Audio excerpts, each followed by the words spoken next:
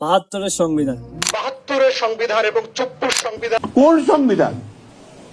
এটা আওয়ামী লীগের তৈরি করা সংবিধান। ৭২-এর সংবিধান আমরা চাই ছিঁড়ে ফেলতে।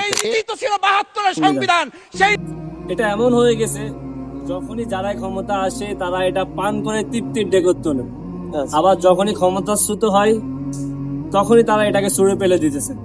ক্ষমতার স্বাদ পেলেই এই ৭২-এর সংবিধান হয়ে ওঠে জনগণের রক্ষা কবচ এবং গণতন্ত্রের মাপকাঠি। ঠিক যখনই একই লোকগুলো ক্ষমতা হারায়, তখন আর এই সংবিধান জনগণকে নিরাপত্তা দিতে পারে না। তখন এই সংবিধান হয়ে ওঠে স্বৈরতন্ত্রের প্রধান হাতিয়ার। প্রকৃতপক্ষে এই সংবিধান হচ্ছে সুবিধাবাদী লোকগুলোর শেষ আশ্রয়। এটা হচ্ছে সেই ফ্রি সাইজের জামার মতো, যে যখন গায়ে দেয় তার কাছে সেটাকে মানানসই মনে হয়। ক্ষমতার মস্তদে বসা মানুষগুলো ভুলে যায় তারা জনগণের রক্তে কেনা মস্তদে বসে আছে। এটা এমন এক মসনদ যেখানে বসার পর সুপুরুষ হয়ে ওঠে প্রতিষ্ঠিত বঙ্গকারী এবং রক্ত খেকো ইনসাফবিহীন এক কাপুরুষ। তারা হয়ে যায় সেই লোকের মতো যে নৌকা দিয়ে নদী পার হওয়ার পর মাঝিকে বলে মাঝি কোন দুলাভাই।